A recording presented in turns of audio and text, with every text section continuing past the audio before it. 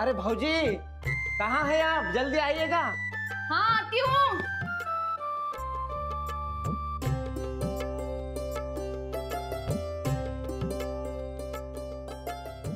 हाँ दादा हाँ 2 लिटर द्या।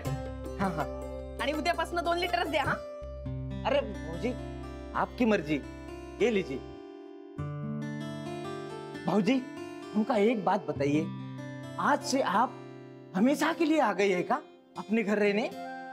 हाँ पण या ना, चहा घेऊनच जा। अरे नहीं भाऊजी, आज हमका बहुत काम है, कुछ शिव जी के मंदिर जाना है दूध चढ़ाने।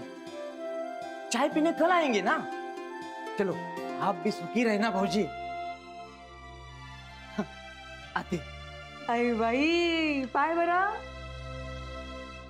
राधिकानं किती माणसं जोडून ठेवली। ए राधिका तू इथे राहायला आल्यापासून सगळ्यांना केवढा आनंद झालाय पाय बरं। आई मी जेव्हा घरात नव्हते तेव्हा याच लोकांनी आपलं घर सांभाळलं। हो ना, माझ्या बाजूने उभे राहिले सगळे, यांचा खूप आधार आहे मला।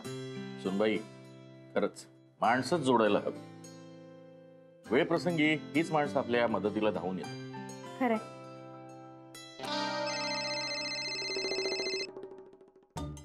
हा श्रेयस पण ना सारखा फोन करतो बघा।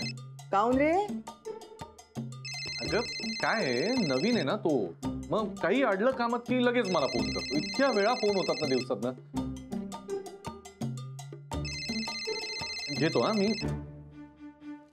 हा श्रेयस, हो हो श्रेयस, आपण ठरलेल्या ठिकाणीच भेटूया। हा मी निघतोच आहे घरातून। Okay bye Shreyas.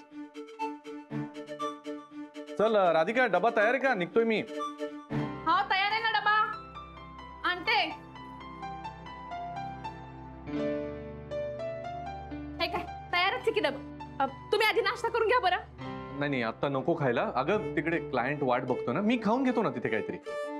गुरु खायचं नाव काढल्यानंतर असं उपाशी पोटी बाहेर जाऊ नये बरं। अगं आई राधिका हा हाँ राधिका साखर खाऊन जा।